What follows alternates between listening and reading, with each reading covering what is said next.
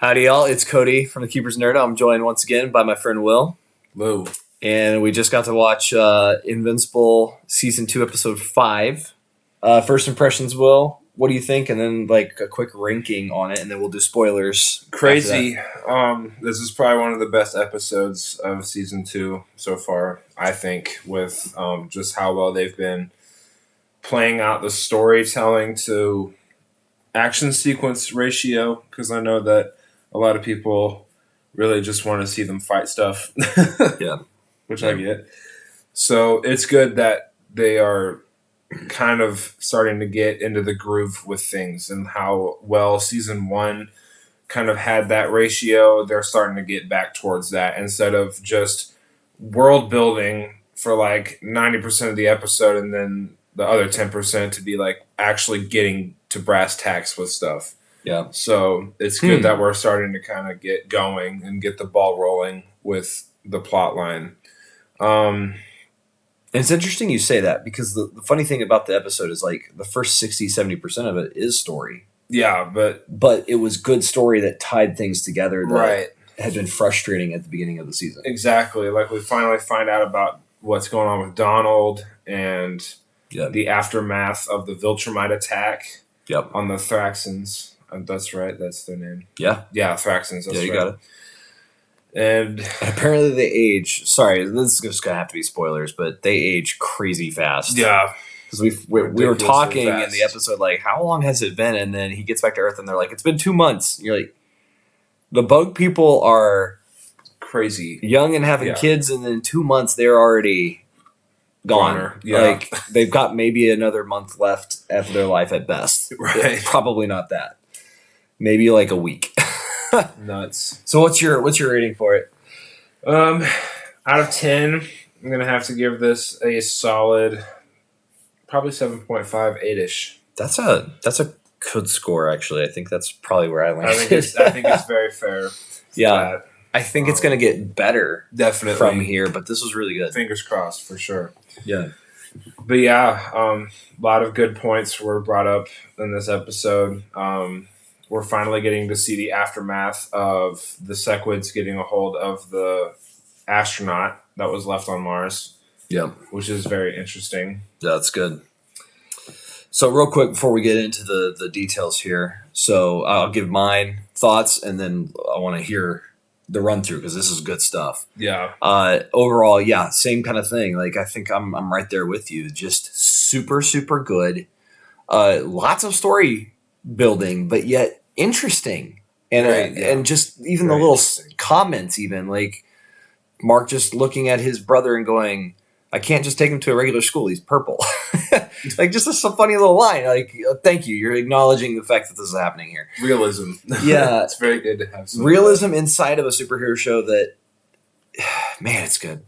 But I think the same ranking as 7.5 at 8 is right there with me, because it ramped up as we were going, and I will say the only reason I wouldn't rank it higher was it was slower at the beginning, which wasn't bad, but then the other reason that I wouldn't rank it any higher either was it ended on a cliffhanger, and I don't want to wait till next week right now, right? Because it was really good, and I'm like, really let's go. I kind of had a feeling when that was all going on. I'm like, I really hope there's still enough of this episode to wrap this up, and then all of a sudden it's just title card. I'm like, oh. Yeah, we did at least get a good after credits, and we'll talk about it. But it definitely was. Wow, what a frustrating point to end on. Once it's all done, it's going to be amazing, right? We can just watch it and keep going, right? But the suspense. Yeah, but that makes me excited to come back. Yeah, definitely. It's a good hook to keep us on. Yeah, for sure. Yeah. So it's it's frustrating, but at the same time, really good, and that's hard. It's funny because now we're so used to watching shows just so fast and just being able to go to the next episode. Right. That when a show does this, it's frustrating, but yet I'm glad in a way they do, because now I'm ready for. Right.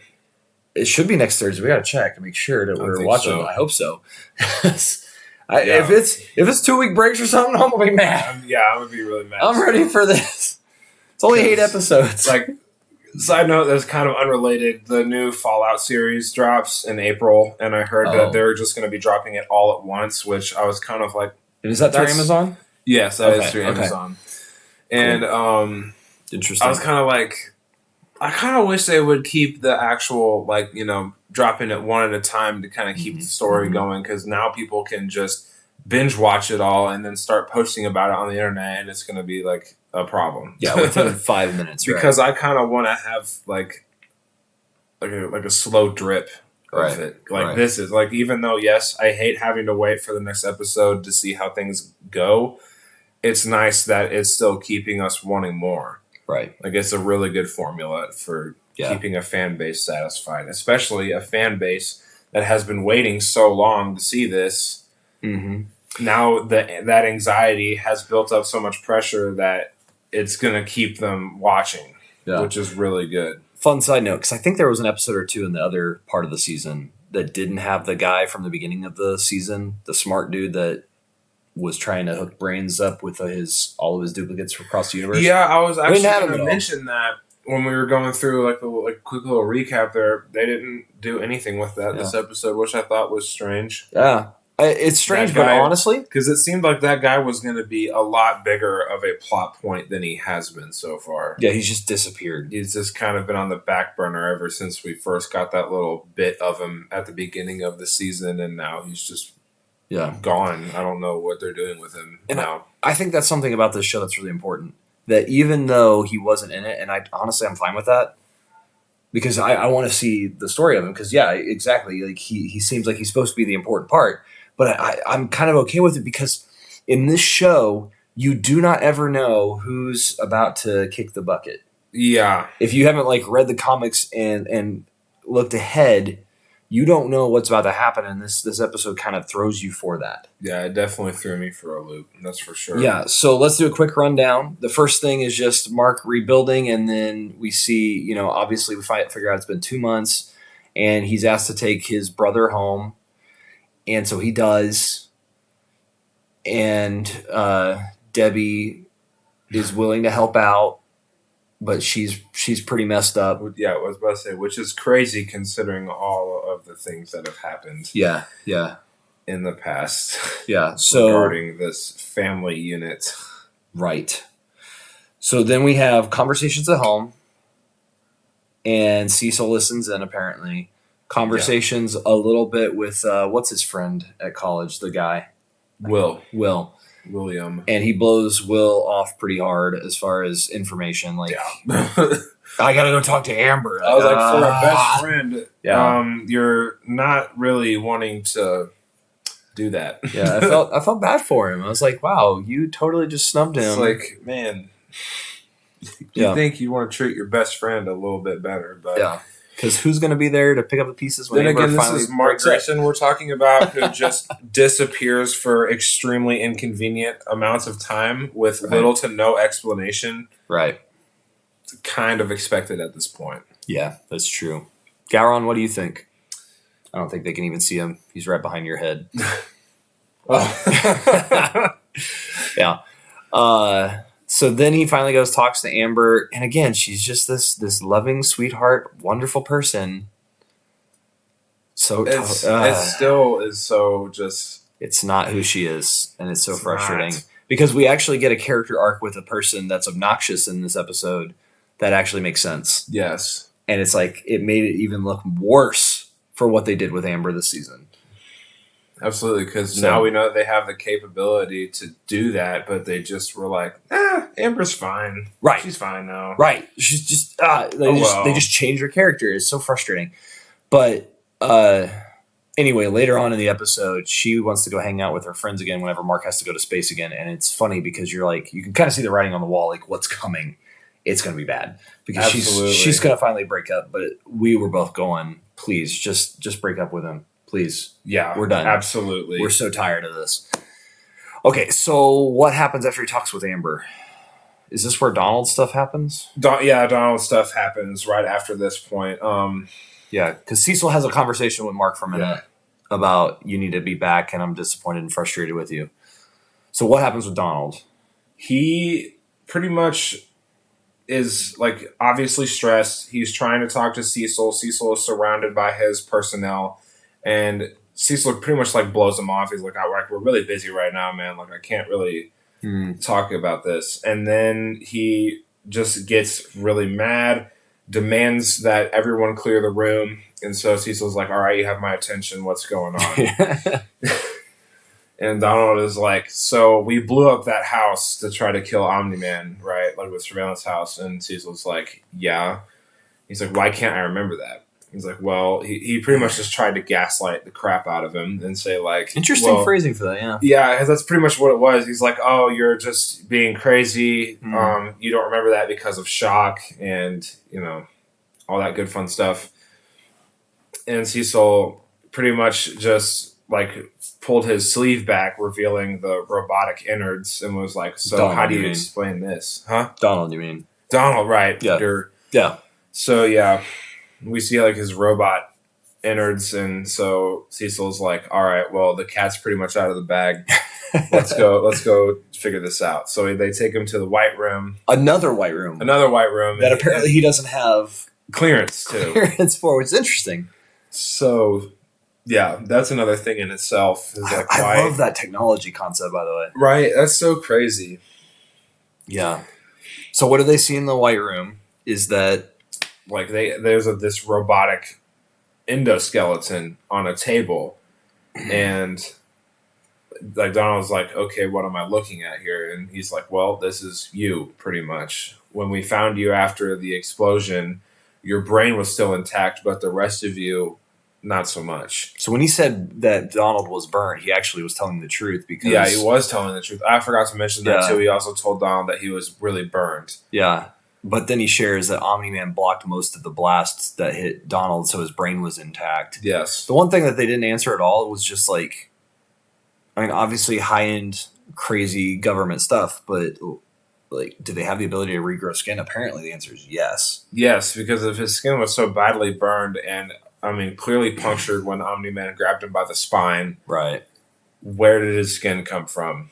Yeah. I love how he says also his brain's fine, but it's like if his spine was crushed by Omni-Man, then his spinal cord was not severed. In good shape. Yeah. Whatever. But it's just kind of an interesting thing. But at least we got some resolution, which is good. So good. Yeah, definitely.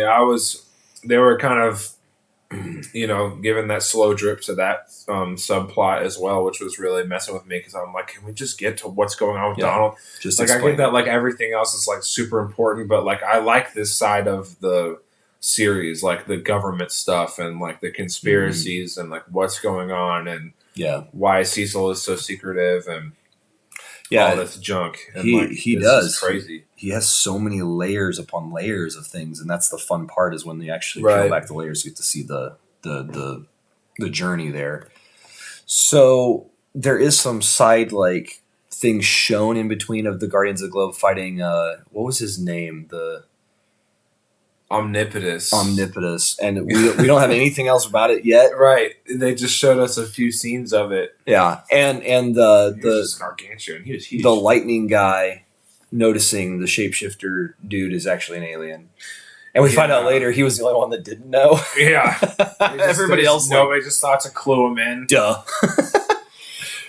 But it's so funny. Yeah, we don't get to see the fight with, what was it, Omnipotus? So we don't really get to see the fight fully with it, which is sad. I hope we do, because I'm like, what is this dude? Because that was another thing that they kind of just touched on it a little bit and then just completely put it on the back burner for the rest of the episode. I'm like, okay, so who's Omnipotus? Right. Where did this guy come from? What's his deal? And they're just like, oh, it's just some random villain. They're just going to fight for a couple of scenes and then we're just going to move on. I'm like, but he seemed interesting.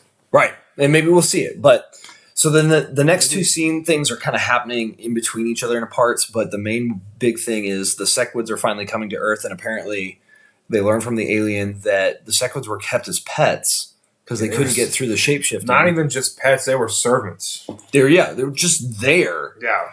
And then once the human got on there, actually that alien did knock him out and cause this whole thing. Mm-hmm.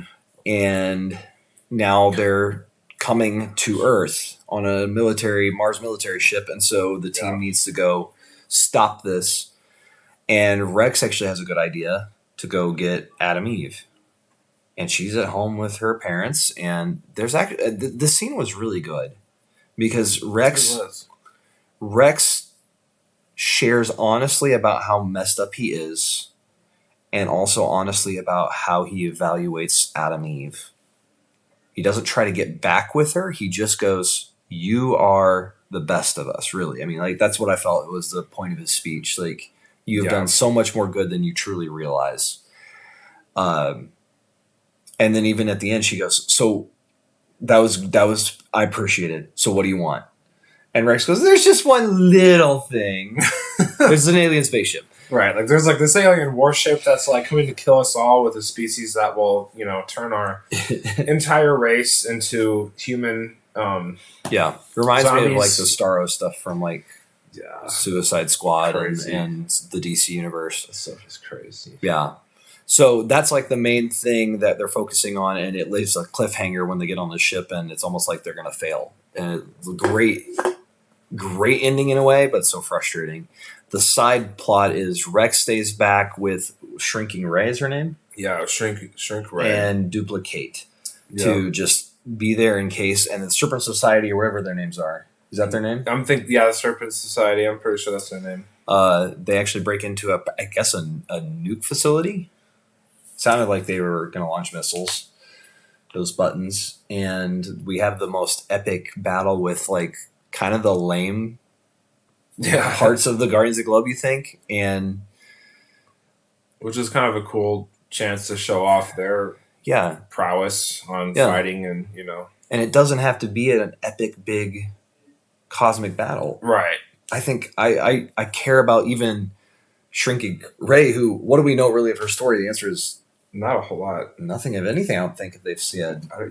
I really don't think they've given her any backstory. I also love that she's wearing glasses as a superhero, that the glasses shrink with her. Yeah. Have you ever thought about that? Like, and her clothes shrink with her, so I guess anything that's just in contact with her skin immediately retains the shrink ability. Yeah. So things go very poorly in this, and Duplicate, she gets caught, and it looks to be that all of her duplicates, like all of her, die. Right. And I just at least threw out the question of, is that actually the end of Duplicate? Because how do we really know that that one is actually the first one? Right. And there's not a zero. Yeah. And part of that's because I unfortunately know maybe possibilities, but at the same time, it's just like, it's a logical thing. Like, how would you ever actually know that Duplicate, that's the original? Just kind of an interesting thing, but like the violence. There's one point where she was thrown up against a wall, and like her whole middle just went. You're like, exploded. You weren't thrown that hard, according to what we just saw. I mean, yeah, but then again, this guy like totally just like lifted her up and like just ripped her in half, like Juggernaut and Deadpool 2. It was just more like, it didn't seem like he threw it that hard against the wall. Right.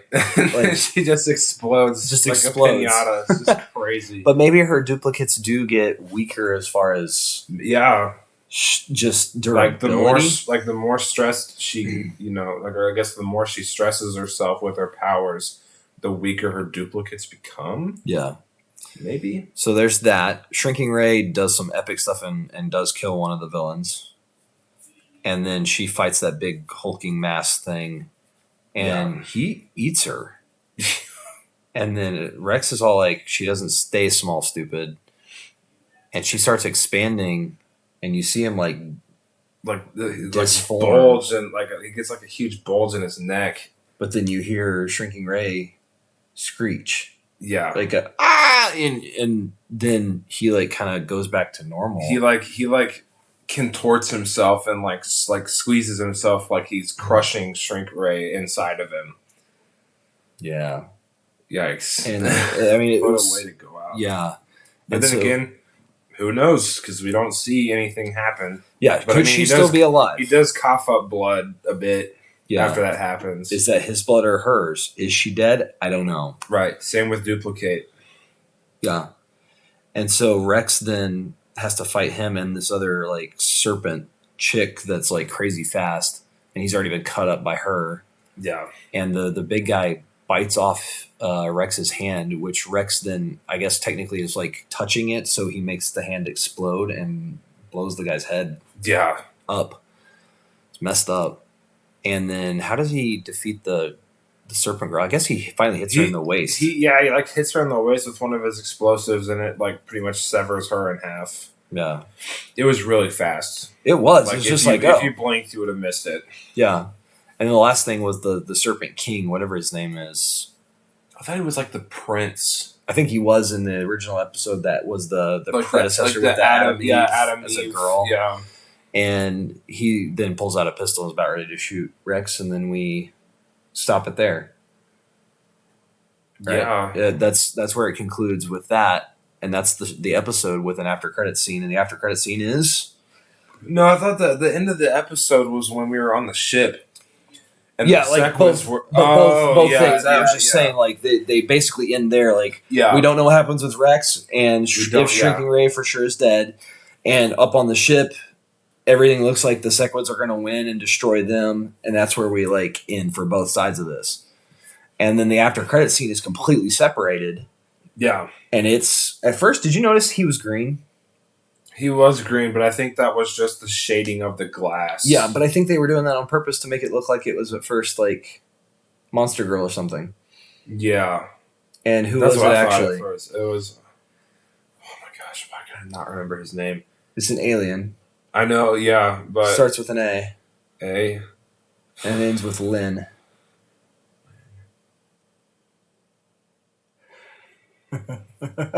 I thought he had like a really like human name. He does. Starts with an A and ends with Lynn. Alan. Oh my goodness. I was thinking like, what name starts with A and ends with Lynn? Like L-I-N. I know. It didn't. I was like, it might actually throw you off just because it sounds so simple. It may not actually make sense. Right. But I was like, I know it's like just a really basic dude name. Yeah, Alan the alien. He wakes up and he is jacked. He's massive. Yeah, he's ripped. Dude has been taking anabolic steroids for a while. Yeah, and then Optimus Prime, the old man leader of the empire of all the people, whatever the Federation or whatever it is. Yeah, he starts showing up and talking, and then rips his beard off and is like, "I'm actually a Viltrumite." Which I had a feeling was the case the whole time. Yeah. Like you gave me really big Viltrumite. Yeah. Vibes. But I love how Alan immediately knows he's a Viltrumite just because it's like, that mustache, I know. That mustache. Like it can't be. It just cracks me up. Like apparently nobody else in the universe like wears a mustache like that because Viltrumites do, and they're like, nah, fam. It's like as soon as Superman puts on glasses, Lois Lane is like, oh, where'd he go? What? Who? Where? How? But the leader of the Federation was all like, "Yeah, I took you off life support to help you either die or you would become so much stronger than you were." Like just hinting at this something of whatever testing thing that he went through as a baby. It's taking effect, and it's making him. Because he even says, like, you could hold up against Viltrumites now. And Alan's like, but I saw my eye. Like, out of my own skull. And it was bizarre.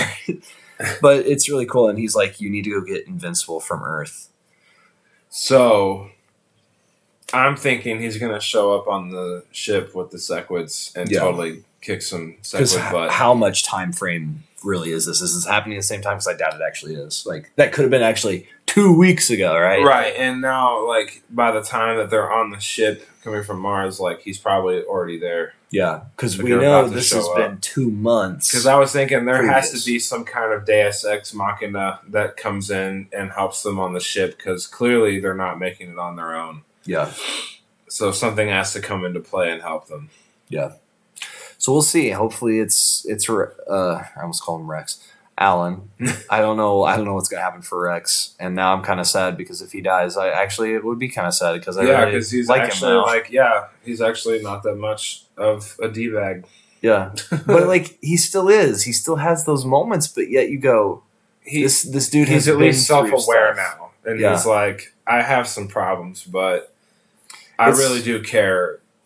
After all, yeah, it's almost like being on the Guardians of the Globe has forced him to have to grow up because it feels like even though we haven't seen it really yet, like Immortal has called him to the carpet. Like it just feels that way of like he has really forced him to go, you step up or you get out. Yeah.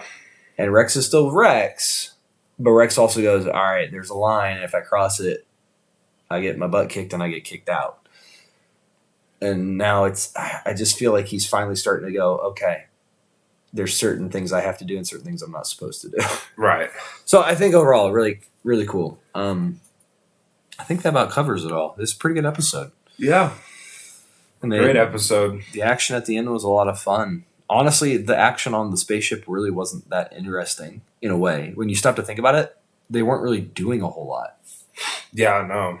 They were pretty much just having Adam and Eve put up a force field. But it was still intense. Yeah, it was. And then the real fights that we got were with Rex and Shrinking Ray and Duplicate. Yeah. And because which that didn't go over so well either. No, but it was so good because it was just so visceral and so down to earth. I just wish shows would always keep that in mind, that sometimes the best action scenes don't have to be bigger and bigger and more bombastic than the thing before. Right. It's okay to keep it small. Because now I'm worried about, are those all three going to die? I really hope not. I mean, at this point, would it shock me? Would it shock you if Rex died? It wouldn't actually shock me.